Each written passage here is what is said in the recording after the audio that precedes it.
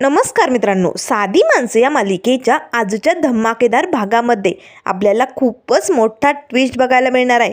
कारण मित्रांनो, आजच्या भागामध्ये देविकाची वाट लागलेली असते. तिचं भांडं आता सगळ्यांसमोर फुटलेलं असतं. कारण होळीच्या कार्यक्रमात आलेला कोंबडीवाला अंकल सत्याने रंगे हात पकडून आता त्याला सगळ्यांसमोर हजर करताच मोठा भडका उडालेला आपण बघणार आहोत. तर इथे आता सत्याने पंकजचा मोबाईल हिसकावून घेतलेला असतो. तेव्हा पंकज ओरडतच म्हणू लागते, सत्या सगळ्यांसमोर काय चालू आहे तुझं? दे माझा मोबाईल घेऊ नको. पण त्याच वेळेस सत्या आता मोबाईलचं पाठीमागचं कवर काढतो. तर त्यात आता पंकजने 500च्या काही नोटा लपवलेल्या असतात. आता लगेच सत्या ते पैसे काढतं आणि आपल्या खिशात घालतो. सगळेजण या भामट्या पंकजकडे बघू लागतात. त्याच वेळेस आता लगेच सत्या म्हणू लागतो, हे घे तुझा मोबाईल आणि चल निघ. त्याच वेळेस पंकज निघालेलं असताना सत्या पुन्हा त्याची कॉलर पकडतो. पंकज, हे बघ, तू अजून कच्चा लिंबू आहे, हे लक्षात ठेव. जागा मिळेल तिथे तंबू बांधण्याचा प्रयत्न करू नको. पंकजला मात्र हे कोडं काही कळत नाही. तेव्हा पंकज आता सत्याला विचारू लागतो, म्हणजे काय, याचा अर्थ काय होतो? त्यावर सत्या म्हणू लागतो, बबड्या, याचा अर्थ काय तुला सांगू? तू काय काम करतोस, दिवसभर किती गाडी चालवतोस, कुठे कुठे जातो, कुठली भाडी मारतो, या सगळ्याचं डिटेल्स माझ्याकडे असतंय. त्यामुळे तू पैसे लपवण्याचा प्रयत्न करू नको. कारण भाड्याचे किती पैसे होतात हे मला चांगलंच माहिती. इथून पुढे अशी चूक करायची नाही. चल निघ. असे म्हणताच पंकज आता निघालेला असतो. सगळेजण त्याला हसू लागतात. त्याच वेळेस सत्या पुन्हा त्याची कॉलर पकडतो. त्यावर पंकज ओरडतच म्हणू लागतो, ए सत्या, आता कशाला थांबवलंय? आता कुठेही पैसे लपवलेले नाही येता, सोड मला. तेव्हा सत्या पटकन आपल्या खिशात हात घालतो आणि खिशातनं 200 रुपयांची नोट काढतो. बबड्या, हे घे, हे तुला राहू दे, एन्जॉय कर, खर्चा पाण्याला बरे असतील ना.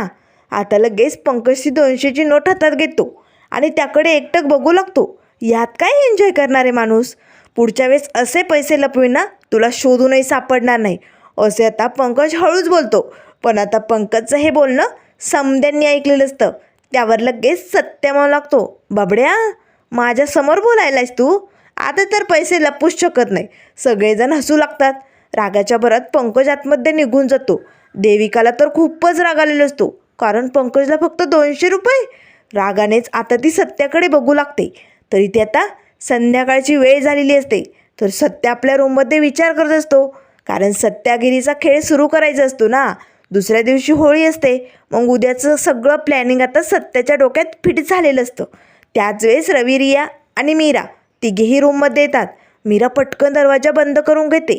त्यावर लगेच आता रिया म्हणू लागते, सत्य दादा, अरे यार, काय प्लॅनिंग आहे तुझा, सांग तरी आम्हाला.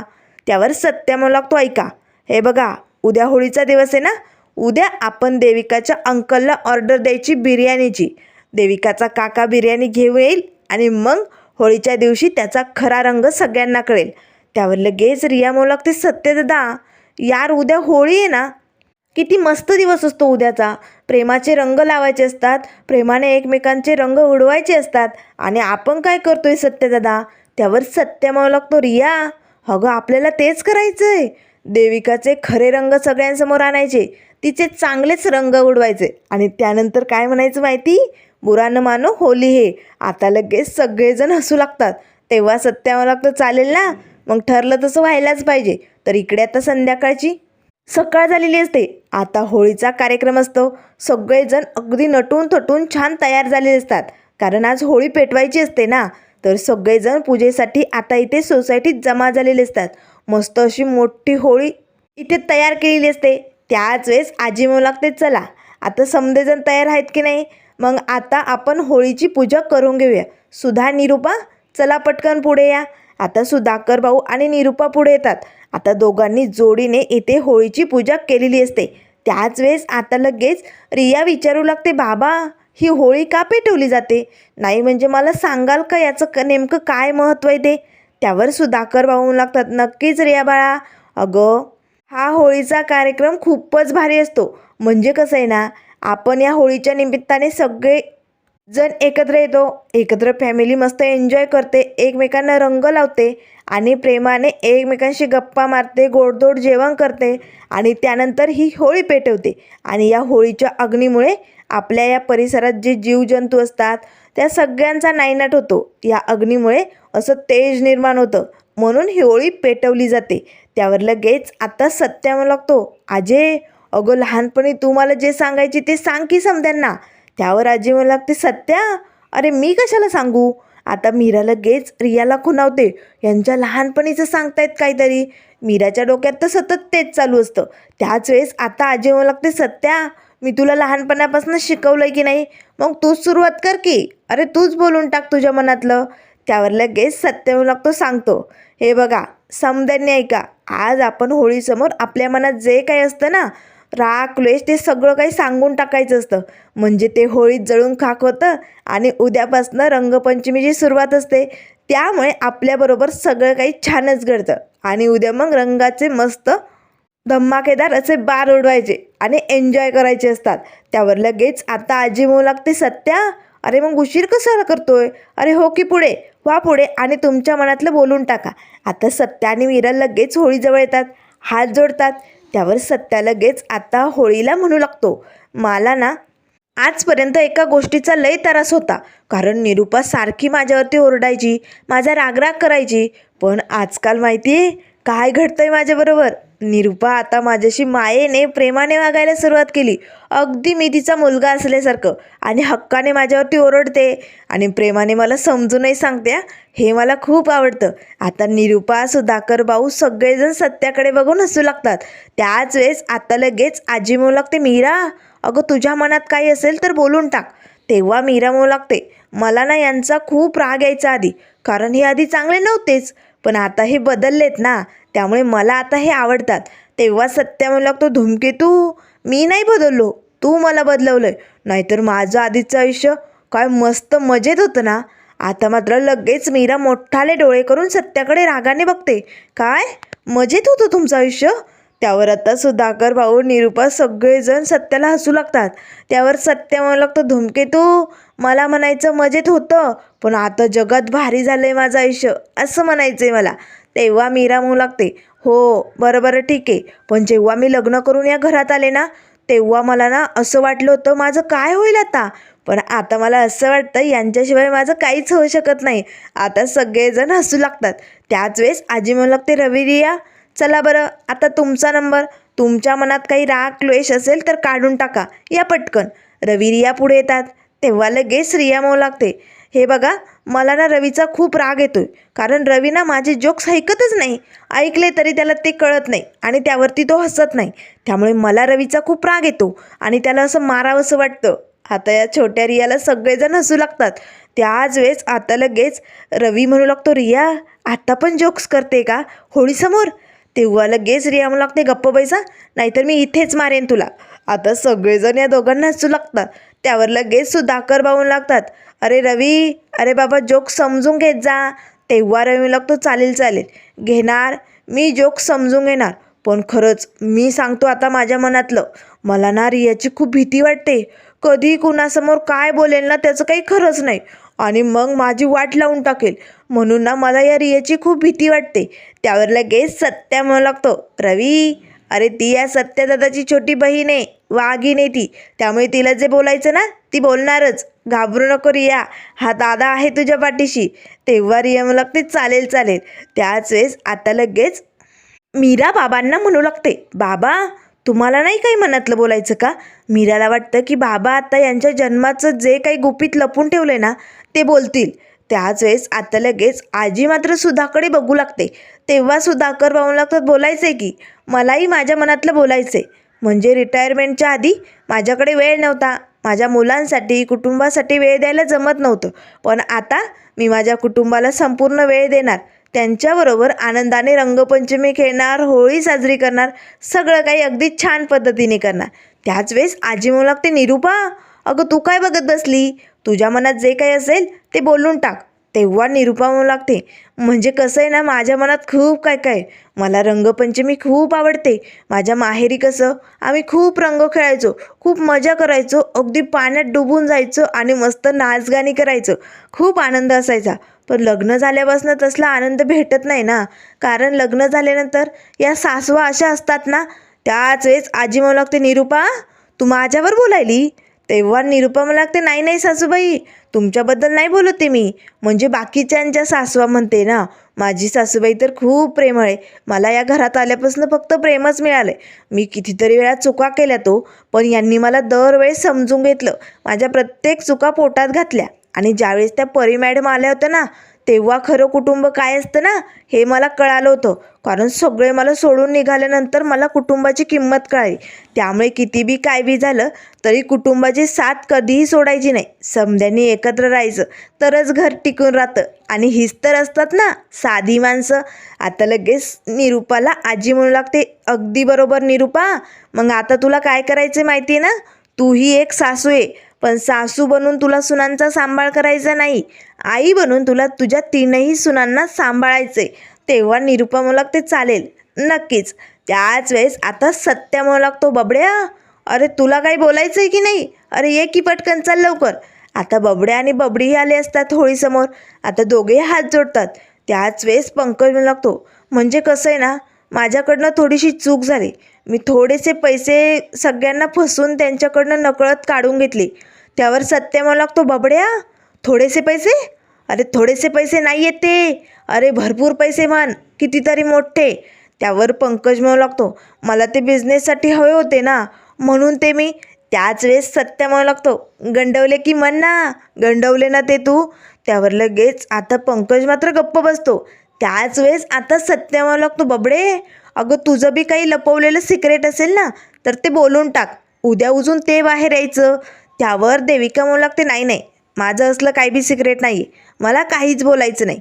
त्यावर लगेच आता सत्य म्हणू लागतो, बबडे अजूनही विचार करा. नाही, तू जर काही लपवत असेल, सगळ्यांशी खोटं बोलत असेल तर आजच कबूल कर, नाहीतर ते जर बाहेर आलं तर मग अवघड होईल. त्यावर देविका म्हणू लागते, सत्या मी कुणापासनं काही लपवलेलं नाही आहे आणि मला काही बोलायचंही नाही, असे म्हणत आता इथे लगेच आजी म्हणू लागते, बरं चला सगळ्यांचं मनातलं बोलून झालं आहे ना, मग सुद्धा आता चल होळी पेटव. आता सुधाकर भाऊंनी होळीची पूजा केलेली असते आणि आता होळी पेटवलेली असते. सगळेजण आता होळीचं दर्शन घेतात. त्याच वेळेस सत्या मात्र या भामट्या बबडीकडे बघू लागतो आणि मनाशीच म्हणू लागते, बबडे तू खूप मोठी चूक केली. आज तू खरं तर तुझ्या मनातलं सगळं काही सांगून टाकायला पाहिजे होतं, पण उद्या जे सत्य उघड होणार आहे ना, त्यानंतर मात्र तू आता फसली जाणार आहे. आता बघच हा सत्या उद्या कशी तुझी वाट लावतोय, असं आता सत्याने ठरवलेलं असतं. तर त्यानंतर इथे आता दुसऱ्या दिवसाची सकाळ झाली असते. आता रंगपंचमीचा दिवस म्हटल्यानंतर माहोल काहीतरी वेगळाच असतो. सोसायटीत मस्त रंग खेळण्याचं आता काम इथे सुरू झालेलं असतं. सगळेजण एन्जॉय करत असतात. सत्या मात्र इकडे मस्त भांग आता हलवण्याचं काम चालू असतं. तेवढ्यात रिया येते. सत्या दादा, अरे यार तू इथे काय करतोय? अरे मीराबाईनी तुला शोधते, त्या तिकडच्या कोपऱ्यात आहे. अरे तिला अंकल दिसलाय कुठेतरी. आता अंकल दिसलाय म्हणताच सत्या पटकन तिकडनं पळ काढतो. धूमकेतू धूमकेतू कुठे तू, असे म्हणत आता इकडच्या अलीकडच्या कोपऱ्यात सत्या आलेला असतो. त्याच वेळेस सत्या धूमकेतूला आवाज देतो. धूमकेतू कुठे दिसत नाहीये. तेवढ्यात पाठीमागनं धूमकेतू येते आणि पिचकारीने सत्याच्या अंगावरती पाणी मारू लागते. सत्या मात्र आता पूर्ण ओला झालेलं असतो.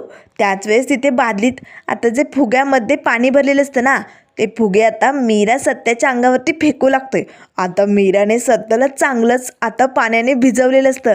सत्याही आता धूमकेतूच्या पाठीमागे लागतो. मस्त इथे गाणं चालू असतं. दोघं आता एकमेकांना रंग लावत असतात. आता सत्याने मात्र धूमकेतूला पकडलेलं असतं. त्याच वेळेस आता मीरा म्हणू लागते, सोडा मला, सोडा पटकन. तेव्हा सत्या लगेच गुलाबी रंग हातात घेतो आणि मला लागतो, धूमकेतू रिया काय बोलली तुला माहिती? रिया म्हणाली की ही रंगपंचमी प्रेमाची रंगपंचमी असते, त्यामुळे आज हा सत्या हा प्रेमाचा रंग धूमकेतूला लावणार. आता सत्या जो गुलाबी रंग हातात घेतो ना, तो धूमकेतूला न लावता स्वतःच्या गालाला लावतो. आता मात्र मीरा एकटक सत्याकडे शांतपणे बघत असते. सत्याने धूमकेतूला आपल्या मिठीत घेतलेलं असतं. दोघेही अगदी जवळ असतात. त्याच वेळेस सत्या आता आपल्या गालाला जो गुलाबी रंग लावतो ना, तोच आता धूमकेतूच्या गालाला लावतो. आता त्याने आपल्या धूमकेतूला प्रेमाचा रंग लावलेला असतो. धूमकेतू मात्र लाजू लागते आणि तिकडनं पळू लागते. सत्या मात्र तिचा काही पिछा सोडायला तयार नसतो. सत्याही तिच्या पाठोपाठ धावत असतो. तर इकडे आता सगळेजण होळीत असे दंग झालेले असतात. रंग खेळत असतात, रंग उधळत असतात. रवी रियाई मस्त गाण्यावरती डान्स करत असतात. तेवढ्यात आता लगेच पंकज देविकाला रंग लावण्यासाठी तिच्या पाठीमागे पळत असतो. त्याच वेळेस देविका म्हणू लागते, पंकज डोंट टच मी, मला रंग लावायचा नाही आहे, शेवटचं सांगून ठेवते. त्यावर पंकज मला लागतो, बेबी अगं असं काय करते, सगळेजण रंग खेळत आहेत ना, मग मलाही लावायचं आहे तुला रंग. त्यावर देविका मला लागते, जमणार नाही, मी तुझ्याकडनं रंग लावून घेणारच नाही आहे. जर तुम्हाला रंग लावला ना तर तुझी वाट लावून टाकेल. असे म्हणत आता देविकाने या बबड्याची तर बोलतीच बंद केलेली असते आणि तिकडनं ती निघून जाते. त्याच वेळेस पंकज म्हणू लागतो, आता मी काय करू, कुणाला रंग लावू, कोणीच रंग लावत नाही आहे माझ्याकडनं. असे म्हणत आता बबड्याही तिथेच घांगशा घालत असतो. त्याच वेळेस आता निरूपा रंग घेऊन येते. आता तिला सुधाकर भाऊंना रंग लावायचं असतं, पण नेमकं आजी तिथे खुर्ची टाकून बसलेले असतात. तेव्हा निरूपा आजींना रंग लावते. सासूबाई हो, बुरा न मानो होली हे. त्याच वेळेस आजी म्हणू लागते, निरूपा हे घे, तुलाही रंग लावते. तेवढ्यात निरूपा म्हणू लागते, सासूबाई अहो तुमच्या मैत्रिणी तुम्हाला बोलवत आहेत, सारख्या मला विचारत होत्या सासूबाई कुठे, सासूबाई कुठे. मी त्यांना बोलले की मी त्यांना पाठवून देते. असे म्हणत आता निरूपाने आजीला तिकडनं घालवलेलं असतं. त्याच वेळेस आता निरूपा सुधाकर भाऊंना रंग लावू लागते. तेव्हा सुधाकर भाऊ लागतात, म्हणून आजीला इकडनं पाठवलं काय, थांब आता तुला दाखवतोच. आता सुधाकर भाऊही निरूपाला रंगात असे डुबून टाकतात. सगळेजण मस्त एन्जॉय करत असतात. आता इथं मस्त गाणी चालू असतात. सत्या, मीरा, रवी, रिया, देविका, पंकज, निरूपा, सुधाकर भाऊ आणि आजीही आता सगळेजण डान्स करत असतात. अगदी सगळेजण रंगात न्हावून गेलेले असतात. कुणाला काय करावं काही सुचत नसतं. त्याच वेळेस आता निरूपा आणि आजी दोघी मिळून अगदी छान असा डान्स करू लागतात. सगळेजण या दोघींवरती हसत असतात. तेवढ्यात आता हा हबीबी अंकल बिर्याणी घेऊन तिकडे पोचलेला असतो. कारण आता मोठी ऑर्डर असते, म्हणून रिक्षातच असं मोठं पातेलं घेऊन आता बिर्याणी इकडे पोच करण्यासाठी हबीबी अंकल आलेले असतो. आता रिक्षातनं उतरताच हा कोंबडीवाला अंकलही आता जोरजोरात डान्स करू लागतो. आता त्यालाही कितीक नाचावं कितीक काय करावं असं झालेलं असतं. त्याच वेळेस आता इकडे रंगात न्हावून गेलेले सगळेजण असतात, पण पंकजच्या हातून कोणीच रंग लावत नसतो. तो सारखा हातात रंग घेऊन बेबी मम्मा बेबी असं फिरत असतो, पण पंकजला कोणीच रंग लावू देत नाही. देविकाही मस्त नाचत असते. त्याच वेळेस आता नाचत असतानाच आता या कोंबडीवाल्या अंकलकडे देविकाचं लक्ष जातं. देविका पटकन आता तिकडनं इकडे येते आणि लगेच सुलतान अंकलला जर कोणी बघितलं ना तर माझी वाट लावून टाकेल हा माणूस, असे म्हणत त्याचा शर्ट पकडते आणि त्याला रिक्षेच्या आड ओढते. अरे तू इकडे काय करतोय, तुला अक्कल नाही आहे का, तुला कोणी बोलावलं इकडे, अरे इथे काय येतो तू, तुला जर कोणी बघितलं ना तर माझं भांडं फुटेल, बिंडोक नाही तर. त्यावर लगेच आता सुलतान म्हणू लागतो, एक मिनिट, माझी ऑर्डर आहे इकडे, म्हणून मी इकडे आलो आहे, म्हणजे ऑर्डर देण्यासाठी यायचं पण नाही का. त्यावर लगेच आता देविका म्हणू लागते, कसली ऑर्डर. त्यावर लगेच सुलतान म्हणू लागतो, बिर्याणीची, थोडीशी खाऊन बघते कशी झाली मला सांगा, म्हणजे कसं आहे ना मलाही कळेल चांगली झाली की नाही. त्यावर देविका म्हणू लागते, गप्प बैस, अरे तू इकडनं जातो की नाही, निघ इकडनं, लगेच निघ. त्यावर सुलतान म्हणू लागतो, असं कसं जाणार मी, ऑर्डर घेऊन मी इकडे आलो आहे ना, ऑर्डर दिल्याशिवाय जात नसतो मी. त्यावर देविका म्हणू लागते, बरोबर ठीक आहे, ती बिर्याणीची ऑर्डर दे आणि इकडनं पटकन सटक, तुला जर कोणी बघितलं ना तर माझं काही खरं नाही. अरे माझा अंकल म्हणून ओळखतात तुला सगळे, अरे माझं भांडं फोडशील, तू वाट लावशील माझी. आता एक काम कर, तोंड लपव आणि मग ती ऑर्डर ठेव. त्यावर लगेच सुलतान म्हणू लागतो, तोंड लपवावंच लागेल, कारण बिर्याणी कशी झाली मला सांगता येत नाही ना. तेव्हा देविका म्हणू लागते, गप्प बैस, कानफाड फोडेल, चल पटकन ते पातेल्यात ठेव आणि इकडनं सटक. आता मीराचं मात्र या देविकावरती लक्ष असतं. मीरा पटकन सत्याला खुणावते आणि अंकलाला असं सांगू लागते.